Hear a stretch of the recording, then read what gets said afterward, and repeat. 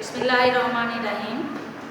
উচ্চ মাধ্যমিক একাদশ শ্রেণীর শিক্ষার্থীবৃন্দ, অনলাইন বাংলা ক্লাসে তোমাদের স্বাগত। আমি তুহিনা আহমেদ।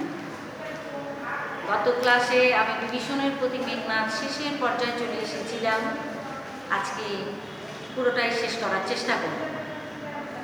তোমরা ভালো আছো তো? আলহামদুলিল্লাহ, আমি ভালো আছি। তো আমরা কবিতায় চলে যাই। গত ক্লাসে আমরা পড়েছিলাম যে হে বিধাত নন্দন কাননে ভ্রমে দুরাচার দৈত্য। হে বিধানকর্তা, নন্দন কাননে মানে স্বর্গের বাগানে, ভ্রমে মানে ভ্রমণ করে, দুরাচার পাপিষ্ঠ, দৈত্য মানে বিশাল দেহী রাম লক্ষ্মণ, এরা স্বর্গের বাগানে ঘুরে বেড়াচ্ছে। কে বলছে? বিভীষণকে মেঘনাদ বলছে।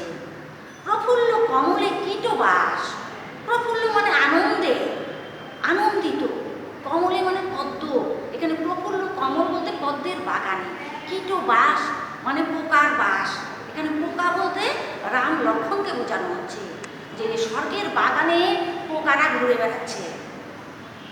কহ তাত সহিব কেমনে হেন অপমান আমি ভ্রাতৃপুত্র তব। কহ, কহ মানে বলো, তাত মানে চাচা, বলো চাচা, সহিব কেমনে হেন অপমান আমি ভ্রাতৃপুত্র তব। ভ্রাতৃপুত্র মানে ভাইয়ের ছেলে, তব মানে তোমার, আমি তোমার ভাইয়ের ছেলে হয়ে কেমন করে অপমান সহ্য করব? তুমিও হে রক্ষমণি সহিছ কেমনে। রক্ষমণি মানে রাক্ষস কুলের শ্রেষ্ঠ, রাক্ষস কুলকে যারা উজ্জ্বল করেছে, সেই উজ্জ্বল করার মধ্যে একজন হচ্ছে বিভীষণ। যে তুমিও হে রক্ষমণি সহিছ কেমনে, তুমি কেমন করে সহ্য করছো আমাদের এই পদ্মের বাগানে পোকারা ঘুরে বেড়াচ্ছে, তুমি কেমন করে সহ্য করছো? মহামন্ত্র বলে যথা নম্র শির ফণি মলিন বদন লাজে, উত্তরিলা রথি রাবণ অনুজ লক্ষ্মী রাবণ আত্মজে। মহামন্ত্র বলে যথা নম্র শির ফণি, ফণি মানে সাপ, নম্র শির মানে মাথা নোয়ায়, মন্ত্রপুত সাপ যেমন মাথা নোয়ায় থাকে, ঠিক তেমনি মলিন বদল লাজে। মলিন বদল মানে বিষণ্ণ মুখ, লাজি মানে লজ্জায়, লাজে উত্তরিলা রথি, উত্তর করলো রথি মানে রথ চালনা করে যে, এখানে বিভীষণকে বোঝানো হচ্ছে। উত্তরিলা রথি রাবণ অনুজ, রাবণের ছোট ভাই, লক্ষ্মী রাবণ আত্মজে, লক্ষ্মী মানে লক্ষ্য করে বা উদ্দেশ্য করে, রাবণ আত্মজ বলতে রাবণের পুত্র মেঘনাদকে বোঝানো হচ্ছে। যে মন্ত্রপুত সাপ যেমন মাথা নোয়ায় থাকে, ঠিক তেমনি বিষণ্ণ মুখ লজ্জায় বিভীষণ উত্তর করল লক্ষ্মী রাবণ আত্মজে, মেঘনাদকে উদ্দেশ্য করে। এবার বিভীষণ বলল যে নহি দোষী আমি বৎস বৃথা বৎস মরে তুমি। নহি দোষী আমি বৎস, বৎস মানে বাছা, আদর করে বা সম্বোধন করে, স্নেহমধুর একটা সম্বোধন বৎস, যে নহি দোষী আমি বৎস, আমার দোষ নেই বাছা, আমার দোষ নেই, বৃথা বৎস মরে, বৃথা মানে অকারণে, বৎস মানে তিরস্কার করো, মরে মানে আমাকে, আমাকে তুমি অযথায় তিরস্কার করছো, বৎস ভর্ষ মরে।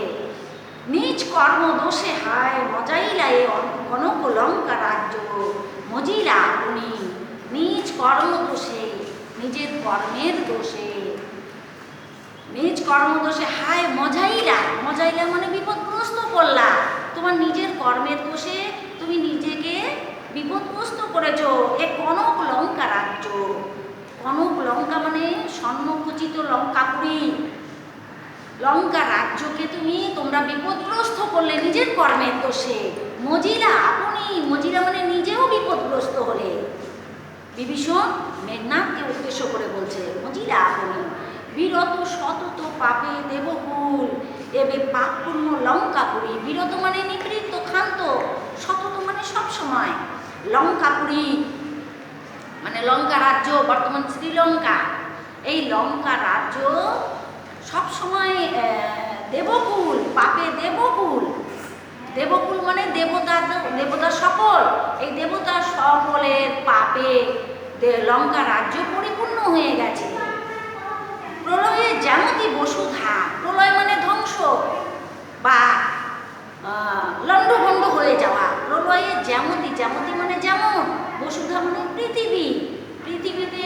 যখন প্রলয় বা ধ্বংস হয় তখন সব কিছু লণ্ডভণ্ড হয়ে যায়।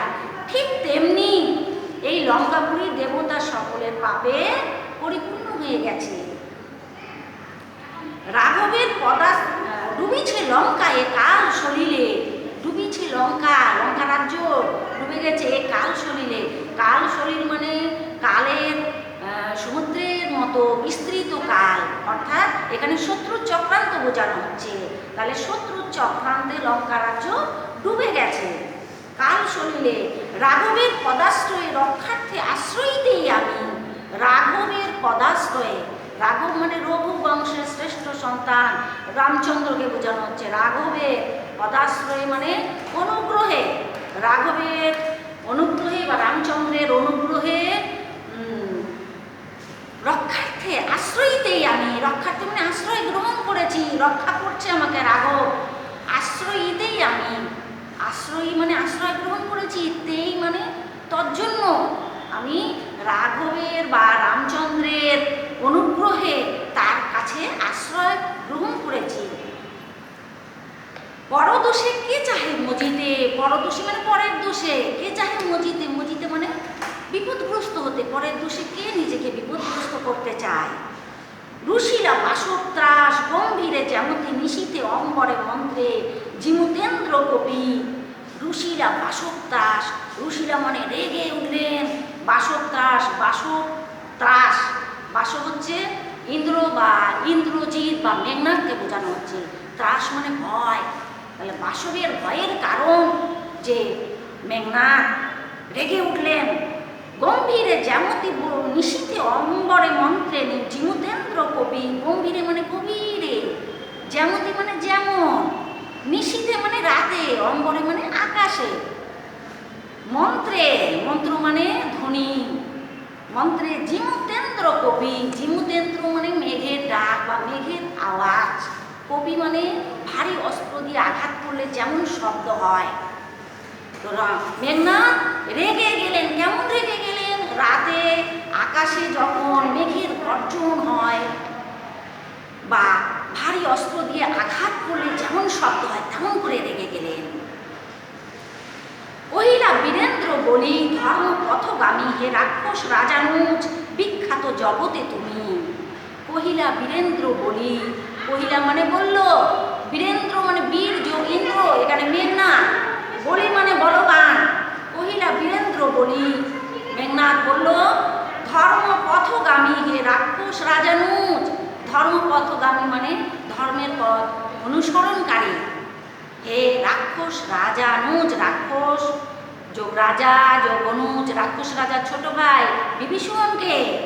এবার বিভীষণকে উদ্দেশ্য করে বলছে বিখ্যাত জগতে তুমি, বিখ্যাত মানে প্রসিদ্ধ, জগতে তুমি, তুমি জগতে প্রসিদ্ধ বিখ্যাত। কোন ধর্ম মতে কহ দাসে শুনি, জ্ঞাতিত্ব ভ্রাতৃত্ব জাতি এ সকলে দিলা জলাঞ্জলি। কোন ধর্ম মতে বলো দাসে, দাসে মানে আমাকে বলো, মেঘনাথকে বলো, শুনি আমি। জ্ঞাতিত্ব, জ্ঞাতিত্ব মানে একই বংশের জাত ব্যক্তি বা পিতৃবংশের লোক। জ্ঞাতিত্ব, ভ্রাতৃত্ব মানে ভাইয়ের সম্পর্ক, জাতি মানে জাতিসত্তা। জ্ঞাতিত্ব ভ্রাতৃত্ব জাতি এ সকলে দিলা জলাঞ্জলি। জলাঞ্জলি মানে পরিত্যাগ করা, সম্পূর্ণ পরিত্যাগ করলা। তুমি ভাইয়ের সম্পর্ক, জ্ঞাতিত্বের সম্পর্ক, একই বংশের সন্তান হওয়ার সম্পর্ক, তুমি জাতিসত্তার সম্পর্ক, সব কিছু কেমন করে তুমি পরিত্যাগ করলা, বিসর্জন দিলা। শাস্ত্রে বলে গুণবান যদি পরজন, গুণহীন স্বজন তথাপি নির্গুণ স্বজন শ্রেয় পর পর সদা। শাস্ত্রে বলে, শাস্ত্র হচ্ছে বেদ, স্মৃতি, পুরাণ, এই জাতীয় সংস্কৃত ধর্মগ্রন্থ বা হিন্দুদের ধর্মগ্রন্থ শাস্ত্র। শাস্ত্রে বলে গুণবান যদি পরজন, অনেক গুণ আছে যার, সেই গুণবান যদি পরজন, পরজন বলতে অনাত্মীয়, গুণবান যদি পরজন, অনাত্মীয় যদি গুণবানও হয়। গুণহীন স্বজন, স্বজন মানে আপনজন, আপনজনের যদি কোনো গুণ না থাকে। গুণবান যদি পরজন, গুণহীন স্বজন তথাপি নির্গুণ স্বজন শ্রেয়। তথাপি মানে তাও, নির্গুণ মানে যার কোনো গুণ নাই, স্বজন মানে আপনজন, শ্রেয় মানে ভালো। তাহলে গুণবান যদি পরজন হয় তাও পর, আর আপনজন যদি গুণহীন হয় তাও সে আপন, তাও সে ভালো। পর পর সদা, পর পর সদা মানে পর সবসময়, সদা মানে সবসময়, পর সবসময় পরই হয়। এ শিক্ষা হে রক্ষবর কোথায় শিখিলে, কিন্তু বৃথা গঞ্জিত মা হেন সহবাসে। হে পিতৃব্য বর্বরতা কেন না শিখিবে, গতি যার নিজ সহ নিজ সে দুর্মতি। এ শিক্ষা হে রক্ষবর, রাক্ষস কুলের বর, রাক্ষস কুলের শ্রেষ্ঠ বিভীষণ, তুমি কেন না শিখিবে। এ শিক্ষায় কোথায় শিখিলে, কিন্তু বৃথা গঞ্জিত মা। গঞ্জি মানে তোমাকে তিরস্কার করে। তুমি যে এই সব শিখেছ, ভাইয়ের সম্পর্ক, বংশের সম্পর্ক সব বিসর্জন দিয়েছ, এগুলো তুমি কেনই বা না শিখবে। তোমাকে তো আমি অযথাই তিরস্কার করছি। বৃথা গঞ্জিত মা হেন সহবাসে, হেন মানে এমন, সহবাসে মানে একই সাথে অবস্থান, সহবাসে হেন সহবাসে। হে পিতৃব্য চাচা, বর্বরতা কেন না শিখিবে। বর্বরতা মানে অসভ্যতা, অসভ্যতা তুমি কেন শিখবে না। গতি যার নিজ সহ নিজ সে দুর্মতি। গতি মানে আশ্রয়, যার নিজ, নিজ মানে নিকৃষ্ট, সহ মানে সাথে, নিজ সে দুর্মতি, দুর্মতি মানে অসৎ বুদ্ধি সম্পন্ন। তুমি তোমার যার সাথে অবস্থান করছো তারা তো নিকৃষ্ট, তাহলে তুমি কেন অসৎ বুদ্ধি সম্পন্ন বা মন্দ বুদ্ধি সম্পন্ন হবে না। তাদের সাথে তুমি থেকে তুমি অসৎ বুদ্ধি সম্পন্ন হয়ে গেছো। এ অংশে আমরা মাতৃভূমির প্রতি যে ভালোবাসা এবং বিশ্বাসঘাতকতা ও দেশদ্রোহিতার বিরুদ্ধে প্রকাশিত হয়েছে ঘৃণা, এটা পেয়েছি। জ্ঞাতিত্ব, ভ্রাতৃত্ব, জাতিসত্তার সংহতির কথা এখানে প্রকাশিত হলেও এখানে শত্রুর যে চক্রান্ত ষড়যন্ত্রকে এখানে প্রমাণ করা হয়েছে, প্রকাশ করা হয়েছে নীচতা ও বর্বরতা বলে। আজকে এ পর্যন্তই। আমাদের বিভীষণের প্রতি মেম্বার শেষ হয়ে গেল। আগামীতে আল্লাহ বাঁচিয়ে রাখলে আবার দেখা হবে। ধন্যবাদ সকলকে।